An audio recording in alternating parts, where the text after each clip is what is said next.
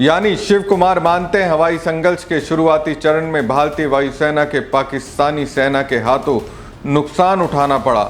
यहाँ गौर करने वाली बात यह है कि पाकिस्तानी अधिकारियों ने दावा किया था कि उन्होंने राफेल सहित 6 भारतीय विमानों को मार गिराया था। हालांकि भारत की ओर से आधिकारिक तौर पर कुछ विमानों के नुकसान की पुष्टि की गई, लेकिन संख्या बताने से इनकार किया गया।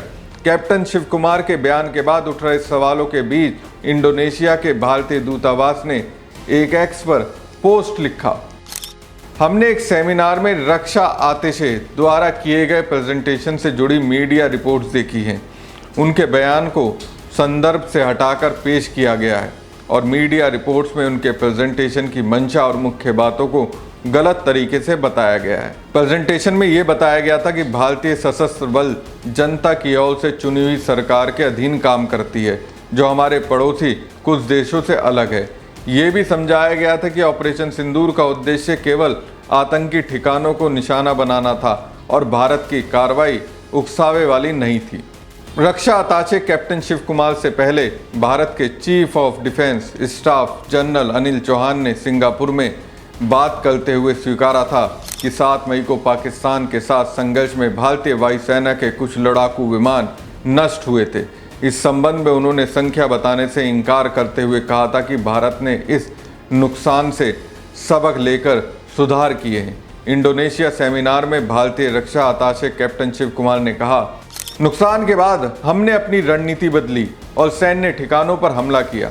हमने सबसे पहले दुश्मन के एयर डिफेंस को कमजोर किया और फिर ब्रह्मोस मिसाइलों के इस्तेमाल से हमारे सभी हमले आसानी से हो पाए। आइए जरा कैप्टन शिव कुमार को सुन लेते हैं। Of enemy air defense and destruction of enemy air defense is very important. As brought out by Bapa Tommy Domtomo that India lost lot of aircrafts. I may not agree with him that India lost so many aircrafts, but I do agree that we did lose some aircraft, and that happened only because of the constraint given by the political leadership to not attack the military establishment or their air defenses. But after the loss, we changed our tactics and we went for the military installations. So we first achieved separation of enemy air defense and destruction of enemy air defense, and then that's why all our attacks then could easily go through using surface to air missiles, BrahMos, surface to surface missiles. Yeah.